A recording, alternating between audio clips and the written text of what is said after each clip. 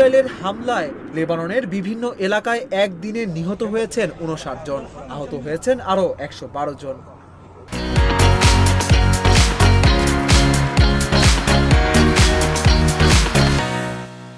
শুক্রবার লেবাননের স্বাস্থ্য মন্ত্রণালয়ের বরাত দিয়ে তুরস্কের বার্তা সংস্থা আনাদোলু এজেন্সির এক প্রতিবেদনে এ তথ্য জানানো হয়।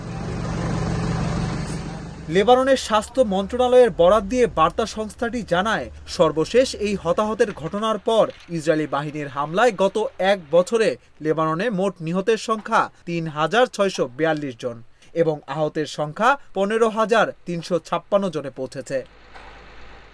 গত বছরের ৭ অক্টোবর থেকে গাজায় ইসরায়েল হামাসের যুদ্ধ শুরু হওয়ার পর ফিলিস্তিনিদের সমর্থনে ইসরায়েলি বাহিনীর ওপর হামলা শুরু করে লেবাননের সশস্ত্র গোষ্ঠী হিজবুল্লাহ।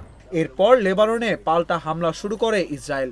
গত সেপ্টেম্বর থেকে লেবাননে হামলা জোরদার করেছে ইসরায়েলি বাহিনী, এমনকি লেবাননের ভেতরে স্থল অভিযানও শুরু করেছে। লেবানন সরকার জানায়, সেপ্টেম্বরে ইসরায়েলের বিমান বাহিনী অভিযান শুরুর পর থেকে এ পর্যন্ত লেবাননে বাড়িঘর ছেড়ে নিরাপদ স্থানে পালিয়ে যেতে বাধ্য হয়েছেন ১০ লাখেরও বেশি মানুষ।